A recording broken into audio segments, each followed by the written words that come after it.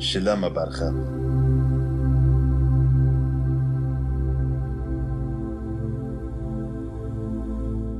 د یوه مشر په څیر ژوند وکړئ. مشران ډیر فعال وي او د فعالیتونو د سرته رسولو ښه وړتیا هم لري. کله چې له سختیو سره مخ سي د ځان لپاره ایډیال ټاکي. مشران پوهیږي چې ښه ژوند له دوی سره بریا ته د رسېدو په موخه ډیره مرسته کوي. دوی ته د خپل جسم، ذهن او روح ساتنه تر بل هر څه مهمه ده. بدني روغتیا او ښه ژوند دوی ته انګېزه ورکوي چې که کله له ستونزو او فشارونو سره مخ سي پر وړاندې کلک ودرېږي. په دې برخه کې موږ د ښو او مخکښو مشرانو پر ژوند او ورځنیو چارو بحث کوو. ښه خوب وکړئ.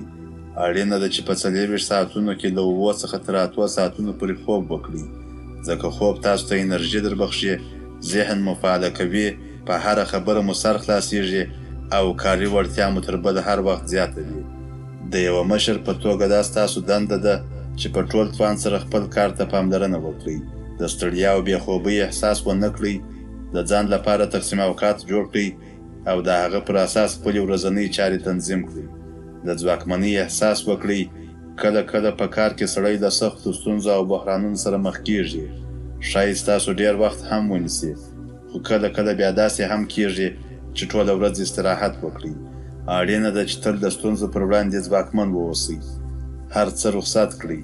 دا هغه څه دي چې په مرسته یې تاسو د ځواکمنۍ احساس کولی شئ.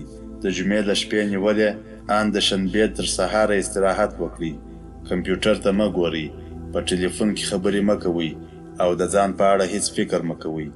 دغه وخت په بشپړه توګه رخصتۍ ته ځانګړی کړئ. په دې کار سره تاسو انرژي اخلئ، د ځواکمنۍ احساس کوئ او کله چې کارځای ته راسئ ذهني قوه به مو ډېره پیاوړې وي او د ستونزو او خنډونو په له منځه وړلو کې به ډېر ښه فکر درسره وي. غذایي رژیم ته مو پام وکړئ. که غواړئ ښه کار وکړئ او ذهن مو فعاله وي مناسب خوراک ته اړتیا لرئ. د دریو شیانو له خوړلو څخه ډډه وکړئ: بوره، مالګه او اوړه. د وچې ډوډۍ، میکرونیو او نوشابې څخه هم ډډه وکړئ. د دې پر ځای میوه، سبزیجات او له داسې خوراکي توکو چې په کافي اندازه پروټین ولري لکه ماهی، هګۍ او غوښه استفاده وکړئ. سپورت وکړئ. سپورت بدن ته خورا زیاته ګټه لري. د سپورت پر مهال مو په بدن کې هورمون او اندروفین ترشح کېږي.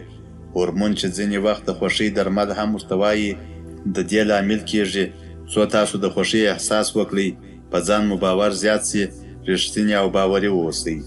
ورځ مو په انرژۍ سره پیل کړئ.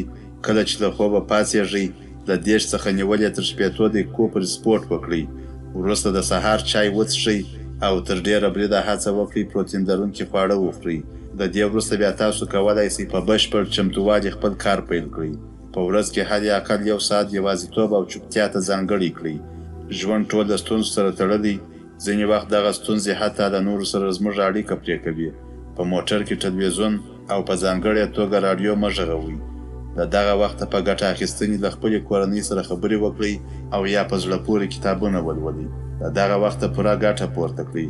د راډیو او تلویزیون له غږولو ډډه وکړئ. د ټکنالوژۍ پرمختګ ته په کتو سره تاسو کولی شئ وروسته د خپلې خوښې ویډیوګانې او سندرې واورئ.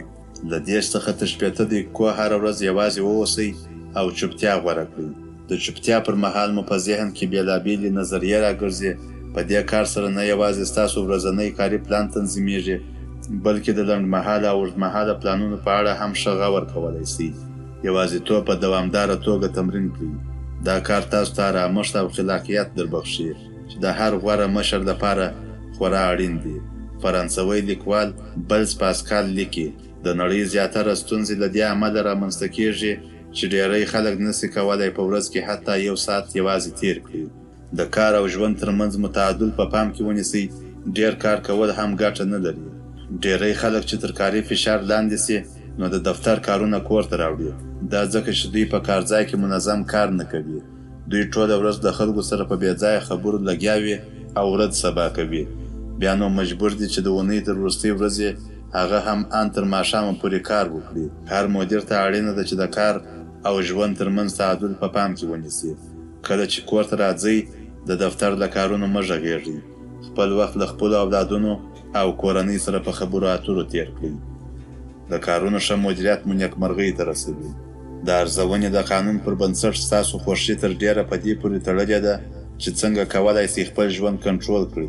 که مو احساس وکړ چې کارونه ستاسو تر مدیریت لاندې نه دي، یا مو فکر وکړ چې ژوند مو د نورو خلکو یا بهرنیو عواملو لخوا کنټرولیږي، نو په دې کار سره به هیڅکله هم د خوښۍ احساس ونه کړئ. ارواپوهان دغه قانون د مرکزي کنټرول په نامه یادوي. کله چې مسؤلیت پر غاړه اخلئ او د راتلونکو پیښو وړاندوینه کوئ، نو د داخلي کنټرول شتون خورا اړین دی. دا کنټرول د دې لامل کیږي څو تاسو په ژوند کې د یوې مثبتې موخې او ځواکمنۍ احساس وکړئ. خو که چیرې د دې احساس وکړئ چې ژوند مو تر خپلې څارنې لاندې نه دی او د بلې خوا کنټرولیږي، نو تاسو شرایطو، بیرونیو خلکو او حتی خپلو شخصي ځانګړنو ته خپله اجازه ورکوئ څو ستاسو ژوند کنټرول کړي.